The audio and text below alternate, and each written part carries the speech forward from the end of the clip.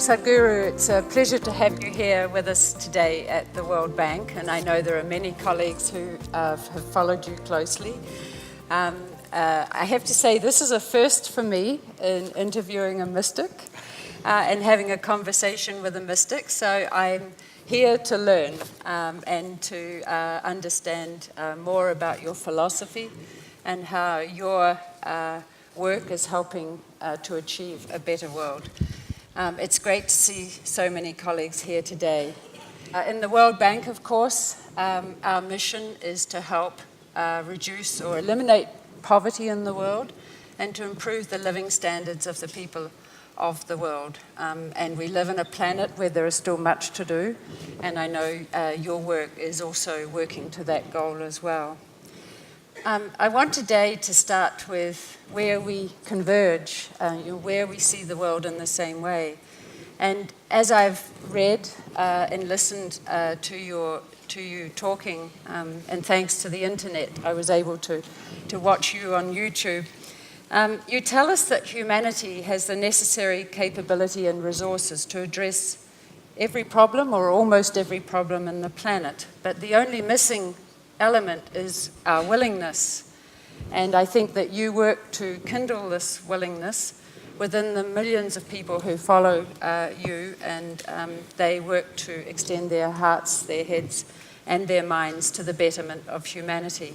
Here at the World Bank, and I know there are colleagues here from the IMF as well, we also work to this goal. And I think by definition, because we work in development, we're all optimists. So I'd like to start by asking how we can work to make the world a better place. You're in a room full of economists who look at poverty through the lens of numbers, statistics. I always say we can only make a decision if we have a spreadsheet. But can you tell us how you define poverty and what you mean by raising human consciousness and how this can contribute to ending world poverty? Good morning to everyone. I think, Annette, it's best that this much abused word consciousness, we better define that in some sense. So when we look at our experience of life, when we look at individual experience, everything that human beings experience here is coming from what they see, what they hear, what they smell, taste and touch, or in other words, through the five sense organs. Five sense organs, in the very nature of things, can perceive only that which is physical. You can see only that which is physical. That which is not physical, you cannot see. Similarly, to touch, smell, hear, everything has to be physical. So what is the basis of physicality? Physicality means a defined boundary. If there is no boundary, there is no possibility of physicality. We can call this a physical body because there's a defined boundary. If there was no definition to this would not be physical. So, everything physical has to have a defined boundary. Entire human experience right now is coming from this defined boundary. Whatever structures you try to create, whatever good intentions you have, once again it ends up as one more boundary, one more division, one more segment in the world, one more caste or creed in its own way. Every one of these things which have become terrible divisions in humanity, I believe they all started with good intention. I don't think they started with a negative intention. But how many divisions have happened, how we have exploited each other. Talking about poverty, do we have the resource? Well, people are… if you look at the numbers, you said without a spreadsheet you can't make decisions. If you look at the spreadsheet of the differentiation between what is poor, what is rich in this world, it's obscene to say the least. I'm saying, people are saying the amount of money spent on pet food in Europe and America is enough to take care of basic health care for the entire humanity. It's obscene to say the least. So, this has happened not with bad intention, this has all happened with good intention. But because human experience is limited to their physical nature, they're trying to think beyond that. But you cannot think beyond your experience. You can think and again you'll end up in another cubicle and another cubicle. So we're talking about consciousness.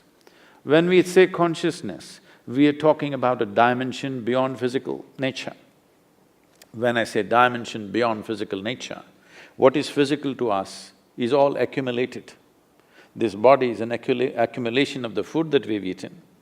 What we call as the mind, the content of the mind is something that we accumulated by our impressions and experiences. What you accumulate can only be limited. You cannot accumulate unlimited. You cannot accumulate that which is boundless. So now we are talking about solutions in a boundless way. When we talk about solving problems seamlessly without thinking who is you and who is me, we need an inner experience which is beyond our physical nature. Only then we will identify beyond this, because human mind functions from the identities we have taken. Once we identify ourselves as something, knowingly, unknowingly, we are always trying to protect that identity. So to bring a human being to that dimension of experience, that he or she can function beyond identifications, is what needs to happen. So when we say well-being, from the imperial times, well-being meant taking whatever is there everywhere and bringing it to one place and creating well-beings in certain people. We kind of evolved out of that. Now we are saying well-being means this continent or that continent. Some people, you're a World Bank, you're thinking of the entire world, but we're still leaving out a whole lot of things which are a part of our well-being.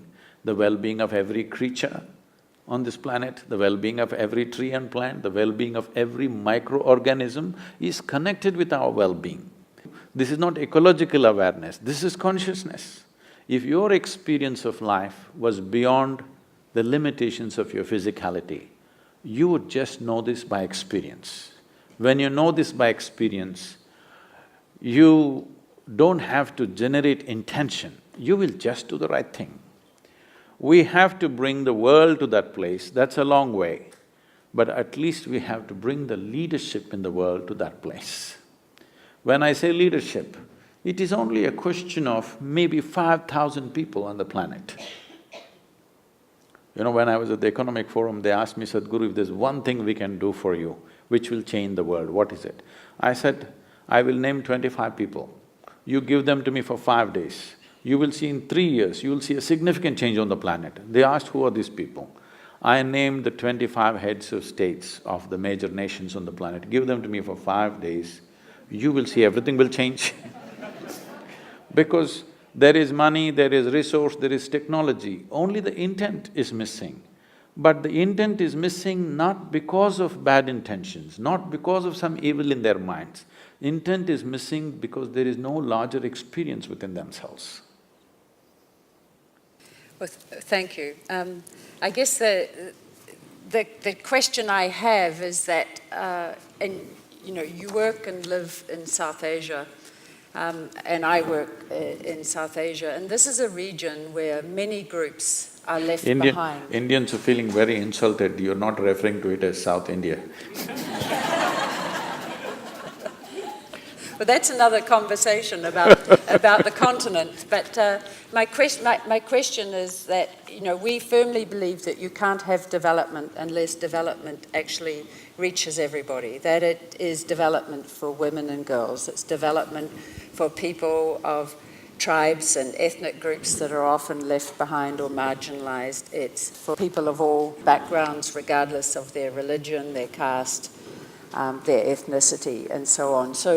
And this is a constant challenge in development, is how we actually ensure that development reaches all of these groups who have been shut out of economic and social opportunity and who are unable to seize opportunity on the same terms. What's your thinking on this challenge? See, by law, everybody is equal, at least in India. No, there are countries where by law you're not equal, especially genders are not equal.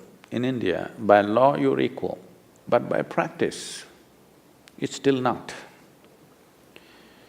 These are 1,000-year-old problems.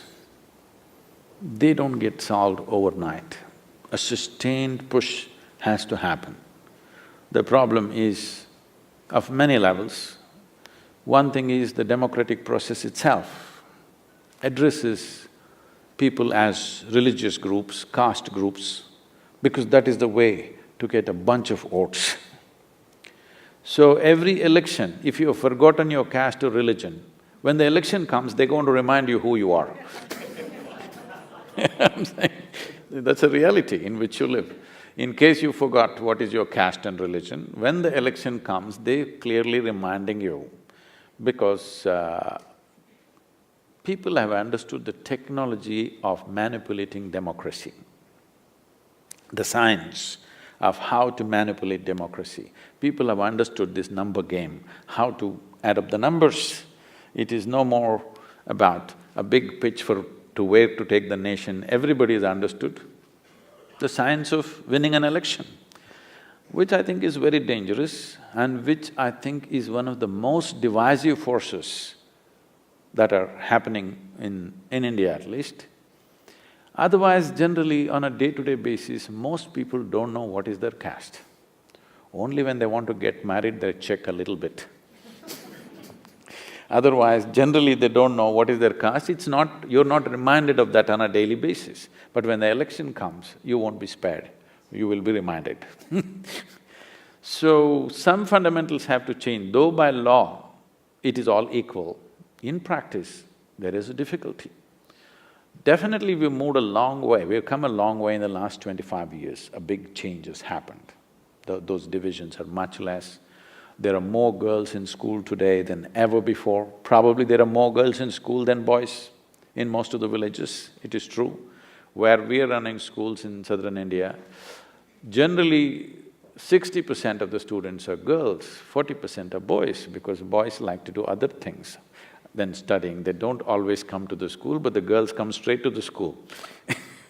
So there is a certain natural studiousness about them, or they have figured it out. Unless they get educated, they're just going to be rubbished around here and there. They clearly understand that. Boys still don't get it and probably for them, somehow they manage something around. So, how to level this is once again, is a question of the consciousness of the leadership. When I say leadership, it's not just a question of prime minister, chief minister like this. Leadership, the tiers of leadership which are down, they're not in the same mindset. The prime minister may be having a certain thought, the next level of the chief minister's thought is totally different. Down the line to the bottommost leadership, which is panchayat, is another world by itself. So, this disconnect is there. I think right now a serious effort is being made to get everybody on the same pitch with the Prime Minister's vision for the country. A pitch is being made, but being a democracy, election always around the corner, everybody misunderstands this is a political intent. You don't know whether to make out of it as a genuine intent or a political intent to win the next election. I feel in a country like India, this may create lots of trouble for me, but let me say it. In a country like India, I think we must skip one election, that is, not every 5 years, every 10 years. Give them 10 years to create something. Because in a nation like India, with the kind of diversity and complexities we have, I think any political leader, to have any fair shot at creating something, he needs at least 8 to 10 years run. But the fear is always if somebody becomes corrupt, somebody becomes a despot, then you end up for 10 years, what to do with him? So these problems are there, but these are intrinsic problems to a democratic society.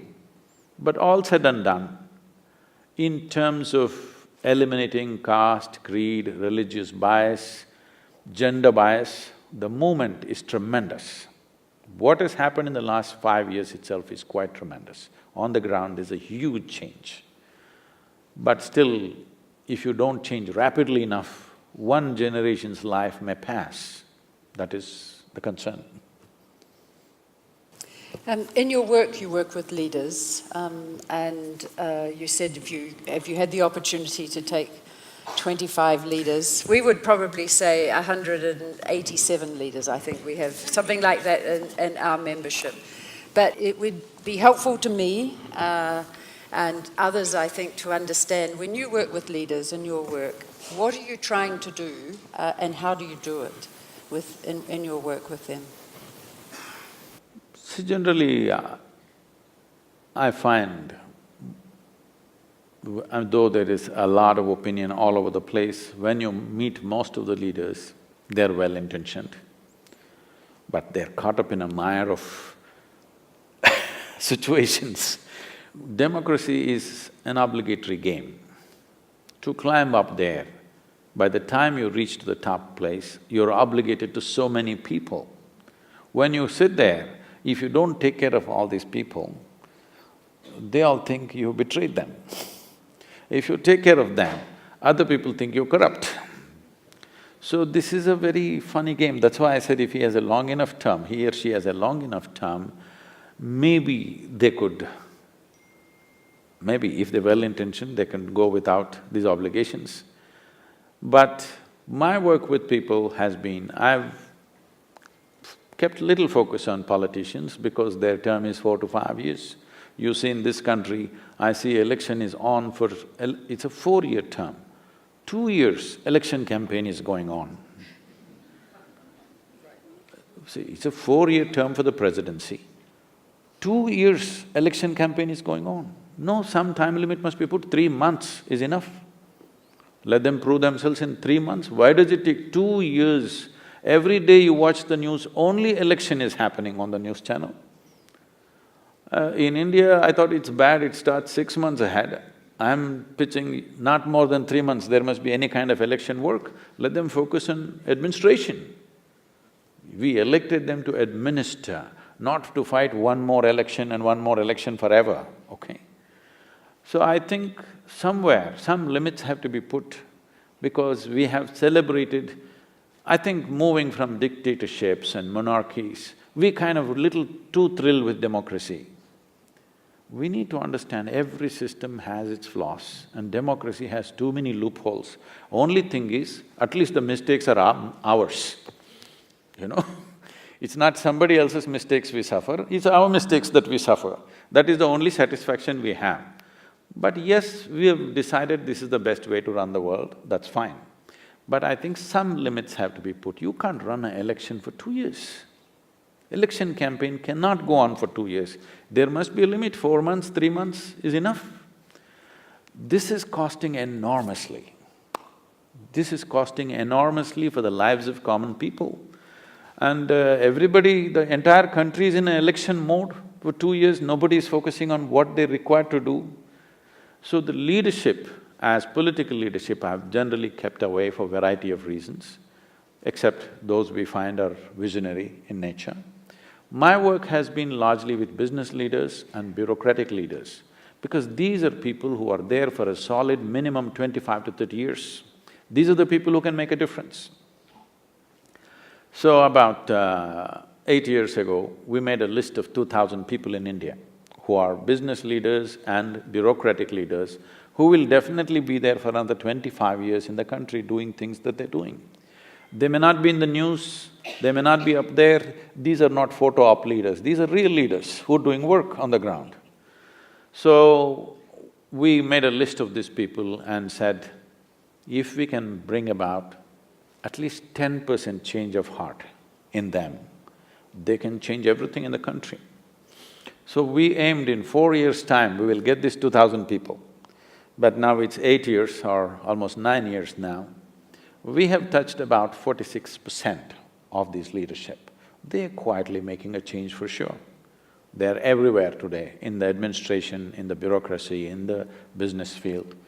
All of them making significant difference in the work that how they were working before and how they're working today, with what intention. My main work has been to shift people from personal ambition to a larger vision.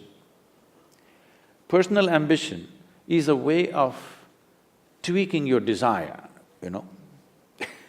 People keep tweaking it every year, it gets little more and little more and little more.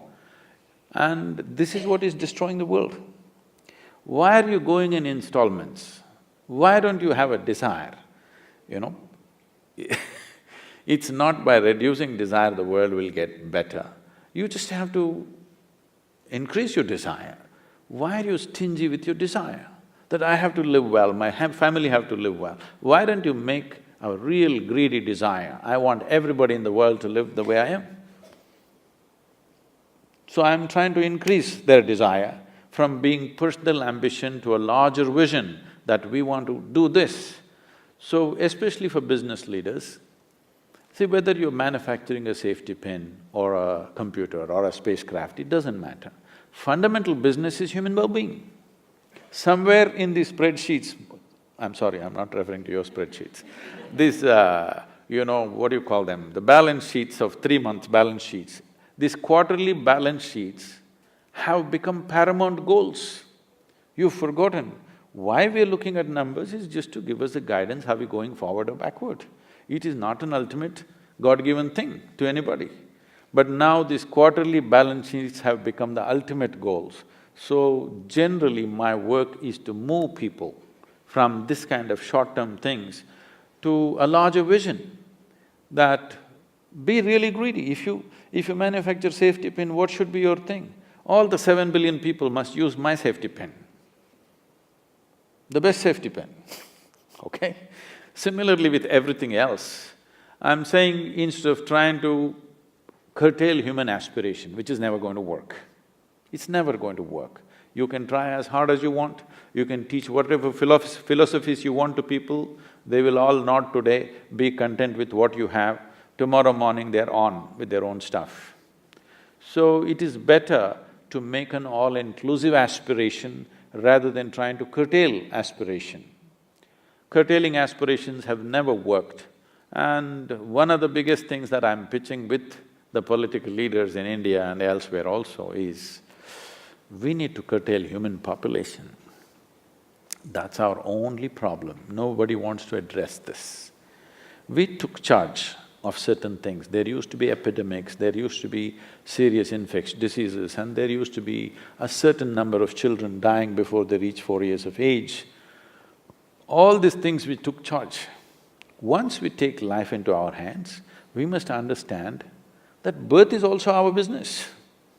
Once you postpone death, you also must postpone birth, isn't it? The beginning of 20th century, we were 1.6 billion people. Today we are nearly 7.2 or 7.3 billion people. In India, in 1947, when we got our independence, we were just 330 million people. Today we are 1.2 billion people.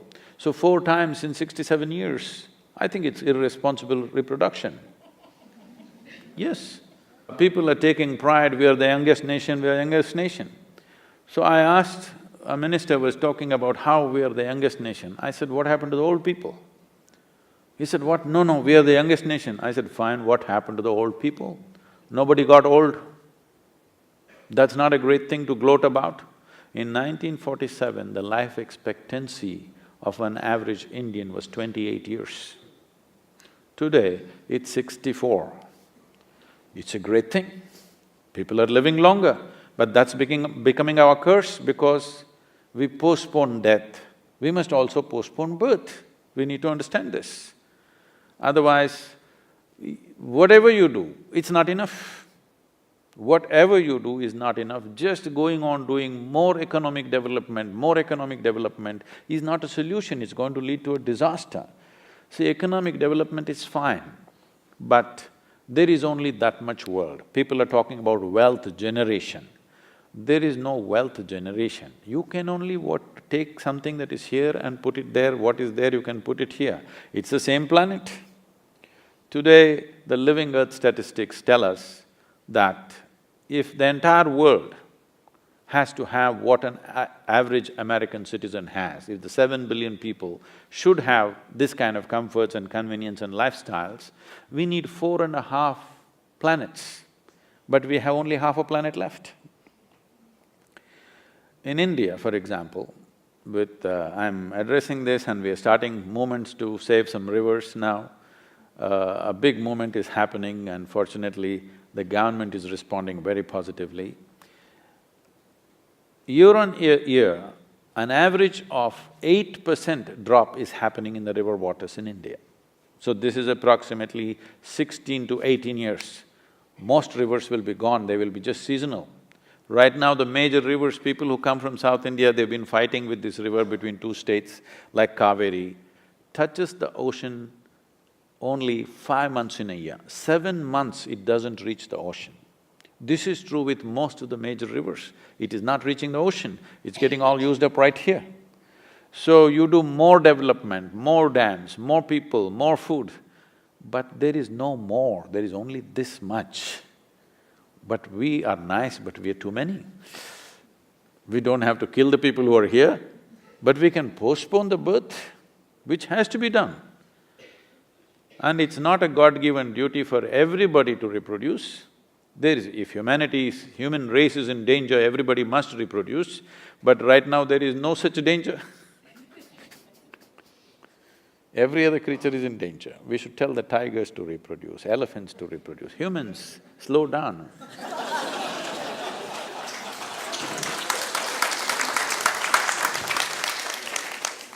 There are many young people watching this, and I'm sure that's a message that probably has more resonance for them than for me. But more seriously, we were talking earlier before we came down here about the search that many young people have for identity and meaning in the world and the choices that they make. What message do you have for young people and the role that they can play in making the world a better place? So when you say youth, you're talking about humanity in the making. That means you're not fully conceited yet. That means you're not set, you still are open possibility. So that's a tremendous phase of life. Youth means it comes with enormous energy. Those of you who are young, you don't understand what I'm talking right now. Because youth means it comes with enormous energy. Slowly, it doesn't matter how well you keep yourself. I think I kept myself pretty well, but still, you don't have the same energy. Well, I'm doing better than most youth, but but still you don't have the same energy after some time. So this moment of enormous energy is the time when we can make tremendous things happen. But unfortunately, your intelligence may get hijacked by the hormones, that you can't think straight. It just gets entangled into this and that. So this energy largely goes waste in anger, in compulsions of various kind, this and that. If only youth invest a little bit in stabilizing themselves, if you bring stability to your way of being, this energy can become a tremendous force. This energy is a real solution to the world, for everything, for every problem that you have. The energy that the youth carries, if it had stability, it would become a solution for every problem that we have on the planet, because that human energy is needed to make things happen. So as a part of this, we are going into schools. This yoga day, as I was telling you, 18,632 schools across India, we're bringing a simple yogic practice that we are training teachers so that they will sustain it for the children to bring this balance. I'll tell you how this balance is. When we opened our Isha Home School a decade ago, one day I went in the morning to the assembly where all the tiny tots were sitting, all 7-year-olds are sitting. They're all like this, like this. Then I said, why these kids have become like this? They're like broken tops. So I just said, 12 minutes a day, we just brought some simple sounds, 7 notes of the Indian classical music. Every day 12 minutes they do. After 2 months I go, we're all sitting like this. That's all it takes, I'm saying. The simple methodology of what brings stability into a human being, unfortunately, is missing in our education systems. Our education system as it is, to the first question that you asked also, our education system is all about how to exploit everything in the universe. Our idea of science is just this, how to use everything in the world, including human beings. Yes?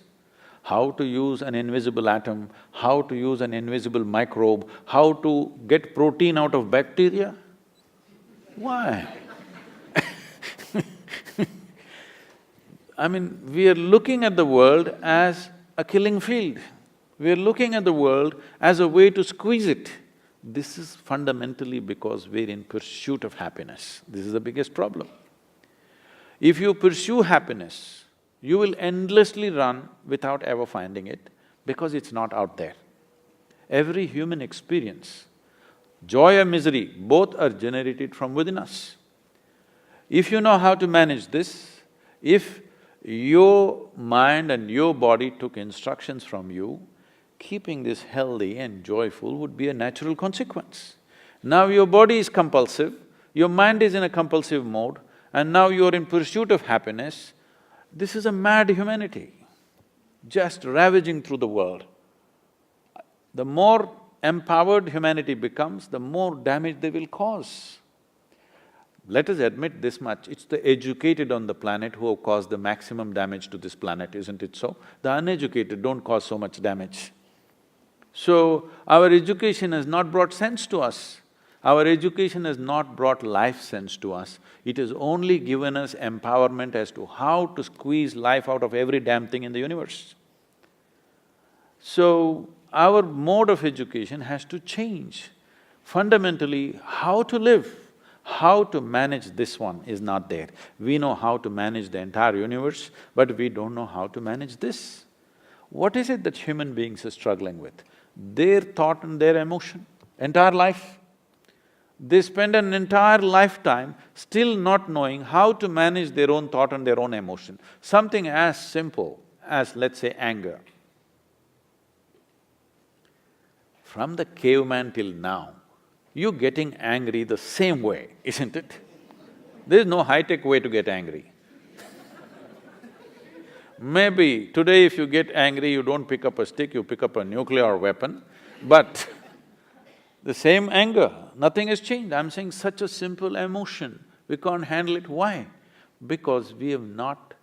the education systems have not given a moment to the quality of what this is. We're trying to teach discipline, we're trying to teach morality. People know how to subvert those things. Only if you create an inclusive experience, then there is no subversion of that because it is life-enhancing in every way. Every moment, whatever every human being is trying is just this, in some way to expand their experience of life.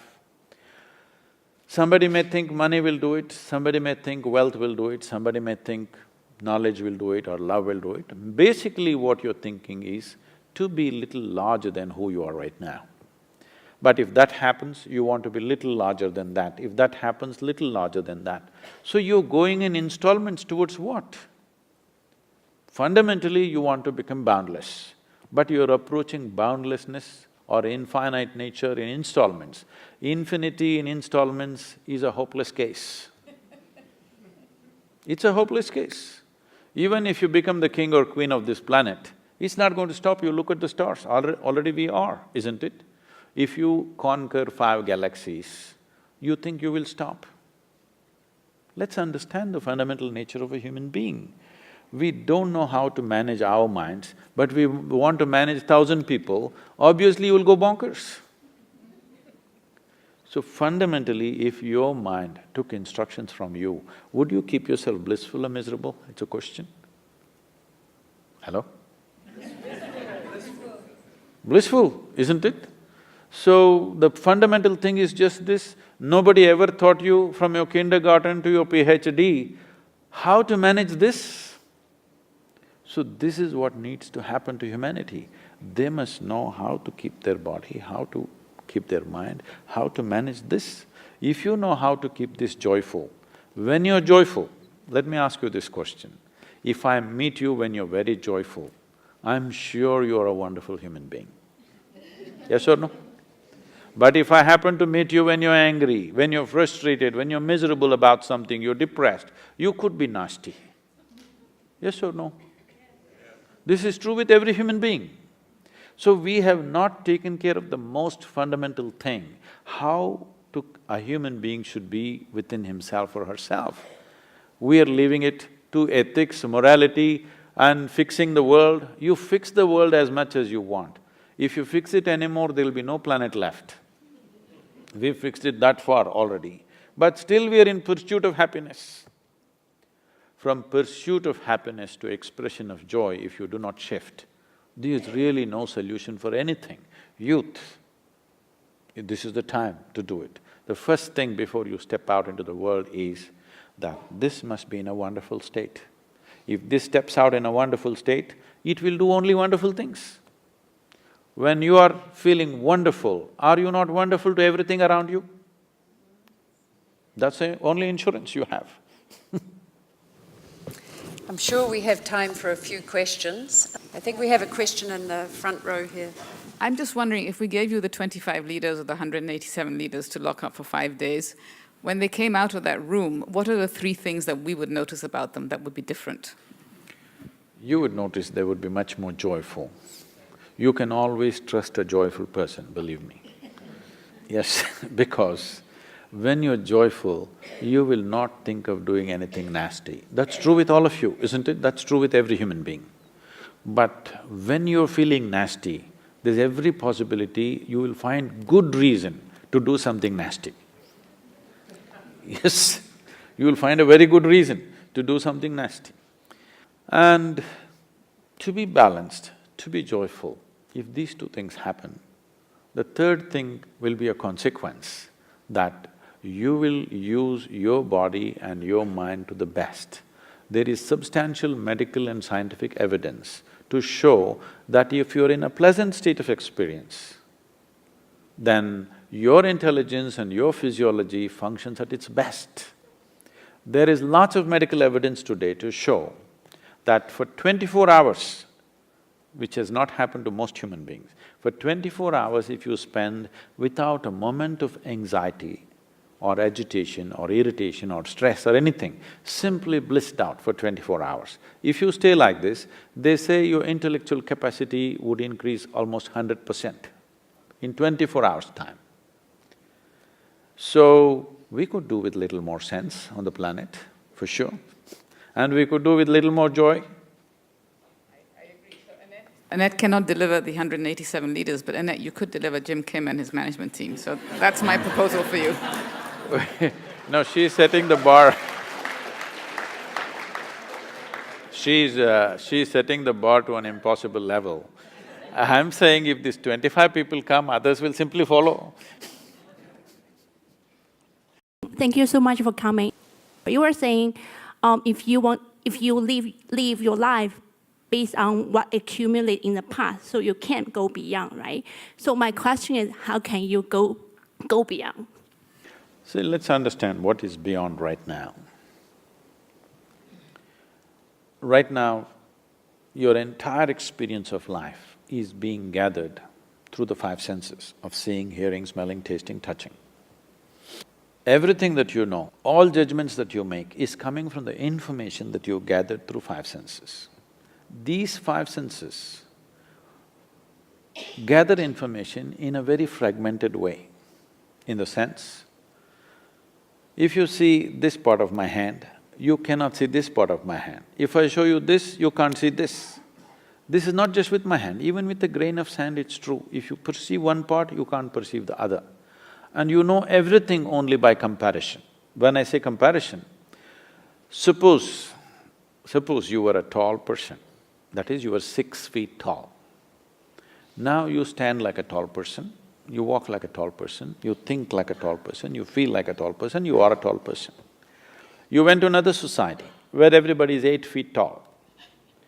Suddenly you stand like a short person, walk like a short person, think like a short person, feel like a short person, and you are a short person. So what I am saying is, what you perceive in comparison is not perception, it's a distortion of reality.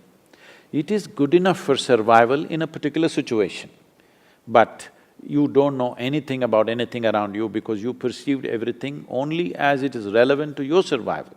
To such an extent, you do not even know what is light and darkness. That's insulting, isn't it? You seen an owl, the bird, the owl?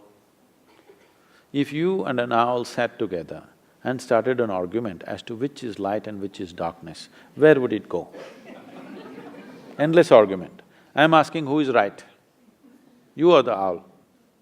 Who is right? Both, huh? If you're saying both, either you're in the diplomatic corps or you have a successful marriage. You learn to say both to everything, otherwise you won't survive. I am asking which is the truth, which is light, I'm asking. You don't really know, that's a fact of the matter. What you see as light, somebody else is seeing as darkness. What is day for you is night for somebody else, isn't it? And there are more night creatures on this planet. Just if you hold an election and if you gave everybody a franchise, the night creatures will win hands down because their numbers are huge, all right? So, what I'm saying is your sense organs are good enough instruments for survival. But once you come as a human being, survival is not good enough, isn't it? Till it is taken care of, it's a big issue. Once it's taken care of, doesn't mean anything. Because for every other creature, there's only one issue for them. Stomach full, life settled for them. But for a human being, stomach empty, only one problem, food. Stomach full, 100 problems. Yes, who has more problems, poor or the rich? The rich have complex problems, poor have only one problem, food. They truly believe this one thing is taken care of, everything is settled. Only when it is settled, they know it is not so because the nature of the human being is like this. For every other creature, their life ends with fulfillment of survival process. For a human being, life begins only after survival process is taken care of. So, what is beyond is in many different ways. The simple thing is this, these five sense organs, because they're survival instruments, the moment you were born, they came awake. You could see, you could hear, you could smell and all this stuff. But anything beyond survival, unless you strive, it'll not come into your life. So this striving to know beyond sense perception has not happened to a large segment of humanity because that's been taken out of our education systems. There was a time when that was an important part of growing up in the world. But today we've completely banished that because our entire education system is somehow meshing you into a right shape and size so that you fit into the economic engine. It's a very gross way of running the world. If you're willing to commit 30 hours of focus time, we will give you a vehicle through which you touch something which is beyond sense perception. Thank you so much for a truly inspiring talk. I have two quick questions for you. The first one is, according to you, what would be the best school for learning to manage oneself if you had 3 tips per day or per week? You should not go to that school which gives you those 3 tips.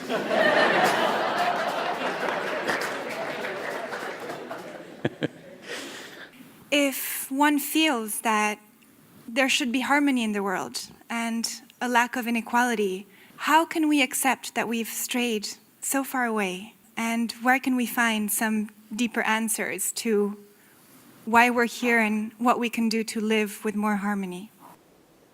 First, let me give you a tip.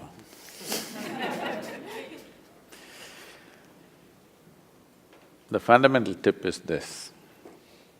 You know, can I share something with you? When my girl was growing up, I made one rule around me, nobody should teach her anything. Because the biggest problem in the world is this, the moment you're born, Every idiot wants to teach you something. Something that has not worked in their lives. I said, nobody teach her anything, just leave her alone. I just made sure she has enough exposure to nature and life around, but human beings don't teach her anything, any of your tricks she doesn't need. So she grew up very joyfully. When she was around 13, she had some little emotional stuff and she came to me. And she asked me, "You never told me anything, you know? You're always teaching the world, you never told me anything." I said, "See, there's only one thing I want to tell you." Because I knew her current state at that time and I told her just this. This one thing you fix it in your head, never look up to anybody, never look down on anybody. This is all. No looking up to anything, no looking down on anything. Just look at everything just the way it is. That's all it takes to make a beautiful life out of this. The problem is you're looking up to something. This means authority has become the truth in your life. Truth will never be the authority in your life. If truth is not the authority in your life, you will never know what this life is about. You may do patchy things here and there. The moment you look up to something, it is inevitable that you will look down on something else. Yes or no? The moment you look up to something, can you avoid looking down on something else? In one stroke, and this will destroy both heaven and hell for you. And you will live on this planet. And when you know you have to live on this planet, you will live sensibly.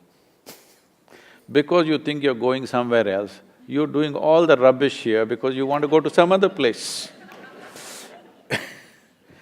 And about harmony, how many human beings or how many of you can really put your heart on your hand and say that if you sit in one place, you're really harmonious within yourself? I want you to understand, the world that you see is a manifestation of what's happening in individual human beings. Because it's magnified, it looks ugly, but it's ugly on small scale too. So, people come to me and tell me, "Sadhguru, my husband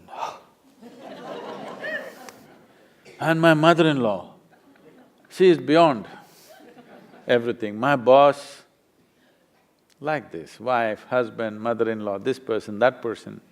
So I tell them, "You come, don't worry. You come in the yoga center, you stay. We will not let your husband, wife, mother-in-law, father-in-law, nobody, just you. I'll give you a nice place to stay, good food to eat. Don't have to do anything. Just be joyful, that's all. Anyway, we've prevented all of them from coming, you be joyful. Random checks I will make. When I check, you must be joyful. Otherwise, I don't believe in feeding misery, Or you leave them in one place for 24 hours, you must see in how many ways they'll twist themselves.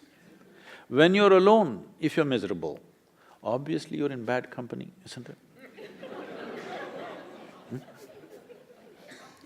If there is no harmony in this, how do you expect to bring harmony in such a large world? If you can't bring harmony to this mind, if you can't manage this, how do you manage the world efficiently and well? Till human beings, individual human beings, work upon themselves, there is really no solution. There is no such thing as global solution. It is individual emancipation which will lead to the world's emancipation. When you and me are doing great, the world is doing great, isn't it? World is just a word, humanity is just a word. You and me are a reality. Without addressing the reality, we are pumping slogans which have no connection with reality. We want to fix the world. Where is the world? It's you and me, right? If you and me don't fix ourselves, then fixing the world is just a popular slogan. At one time, I went to all these world peace conferences, I got invited here, there, I thought really something is going to happen. Then I looked, in one of these peace committees where about 43 Nobel laureates were there. I just asked them, because I looked at them, when I looked at their faces, I knew these people have not known peace for a moment in their life. I just asked them, genuinely tell me, except when you're sleeping, which some of them were doing. Except when you're sleeping, have you known genuinely what is peace within you? They were sincere enough, they said, no, we don't know. Then don't talk about world peace. There's no such thing. If you and me are peaceful, the world will become peaceful. If you and me are loving, the world will become loving. If you and me are blissful, the world will become blissful. The only problem is human mind. But human mind is the most wonderful gift that we have. I'm saying the best gift that you got, you made a curse out of it. Because you've been given a supercomputer, but you not bothered to read the user's manual. This is your problem. Yes? You not read the user's manual, how to manage this? And then this intelligence, this is the greatest thing. This cerebral capability that the human beings have is the greatest thing that's happened to us. It took millions of years of evolution to get to this place, but now this is a curse. What are you suffering? You are suffering your own intelligence, please know this. Yes or no?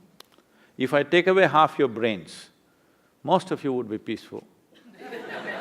Yes, harmonious, in harmony with everything. So I am saying the best thing that you got, you made the worst out of it, because no user's manual. Because your education systems or family systems or the national cultures have no sense about how to manage this one. We are always thinking how to conquer the world. There are two ways you can take the world. You can either conquer the world or you can captivate the world. If you captivate the world will come with you. If you conquer the world, you have to sit on top of it and struggle for the rest of your life. Thank you, Sadhguru. Question, you talked about working on yourself and meditation comes into it, yet I've seen plenty of meditators that don't seem to act that well. So can you talk about that a bit? Yeah. I'm not in any way identified with any political nation on the planet, but when I use the names of countries, don't think it's from some prejudice. When anything comes to America, it takes on a different form. It just amuses me what forms it takes. Because the yoga, for example, what forms it's taken is well, yesterday somebody sent me a WhatsApp message about how they're propagating beer yoga, okay? So yogis who have drinking problem and drinkers who have yogic problem, they do beer yoga, okay? Like this there are many. So we need to understand this. This is not… When you say meditation, when you say yoga, this is not an Indian thing or an Eastern thing as it is being understood. This is paying attention to the inner nature of who you are, all right? Fortunately, the fundamentals of being human is same fundamentals, doesn't matter which continent you have come from. Though for a long time people have been prejudiced against one against the other, but fundamentally, these creatures are made the same way, this entire species is made the same way, okay? On the surface, maybe I'm made of chocolate and you are white chocolate, whatever, okay? That's different. So, we need to understand this. For example, you use the word meditation. You must understand this. These words are being thrown around. The word meditation in English doesn't really mean anything specific. It's too general. If somebody sits with their eyes closed, you will say they're meditating. You know with your eyes closed how many things you can do. Yes or no? So in the yogic parlance, you can do japa, tapa, dharana, dhyana, samadhi, you can fantasize about something or you can just master the art of sleeping in vertical postures. You know, you don't know what you're doing. So, what specific aspects are not there. General, because it's a fashion. It is not an endeavor, it is more a fashion, it's an in thing. You will see people are walking with yoga mat in New York City, you ask them what… they say, today is my yoga day, yesterday was my cycling day, tomorrow is my swimming day. This is not like that. The word yoga means union. Union means, in some way, you learn to obliterate the boundaries of your individuality. Because your individual existence is a fake existence. If you don't understand what I'm saying, close your mouth, hold your nose like this for 2 minutes. You will understand, without the larger atmosphere supporting you, you can't exist for a moment. Yes? What you exhale, the trees are inhaling, what the trees exhale, you are inhaling every moment of your life. But this is not there in your experience. Actually, 1/2 of your breathing apparatus are hanging out there. If you experience this, do I have to tell you, don't cut the tree? Do I have to tell you something else like this? To plant the tree? It wouldn't be necessary. If you really experience 1/2 of my lungs is hanging out there, you wouldn't call a tree a wood, isn't it? If I call you flesh, is it an insult or no? So calling a living tree as wood, this happened to me. You know, when I was doing literature, we were always studying English poetry and we were introduced to American poetry. So the first day this lady teacher comes and she says, I'm introducing Robert Frost to you and he's a great poet and this, she says so many things. And then she starts off, woods are lovely, dark and deep. I said, stop. I was only 19. I said, stop. She said, why? I said, a man who calls a tree a wood, I'm not going to listen to that guy. She said, no, this is a great poet. I said, I don't care how great he is. A man who calls tree a wood, I'm not going to listen to that guy, I didn't let her teach. Because this has gotten into our minds. We have not experienced life, we've concluded about everything. We made conclusions about everything. We have not experienced it. If you sat here and experienced life, very well you would know what the trees exhale, you're inhaling every moment. You can do without any relationship in your life. This one relationship you can't break. Yes or no? We have not brought human beings to experience. Meditation means this, yoga means this, to bring people to a living experience of life. It's not just the trees and the atmosphere. As you sit here, every subatomic particle is in communication with the rest of the universe. Otherwise you can't exist here for a moment. This entire fake idea of who you are has to go, that's meditation. So anyway, technically what is meditation? Meditation is a consequence, but because these societies have become so goal-oriented, they want the mango, they don't want the tree. If you want flowers in your garden, you don't have to do flower meditation. You don't even have to think flower. You have to think soil, manure, water, sunlight. None of them look like flowers. But if you take care of that, flower is a consequence. So meditation is a consequence, but people want the consequence, not the process. If you cultivate your body, your mind, your emotion and your energies to a certain level of maturity, you will become meditative. That will be your quality, that will be the fragrance that you will carry with you. But now you want the fragrance, you don't want the process, what will you do? You'll buy some French perfume. Thank you very, very much. The bank will be very different for having had this experience, so thank you for the time and thank you to the India Club for facilitating this.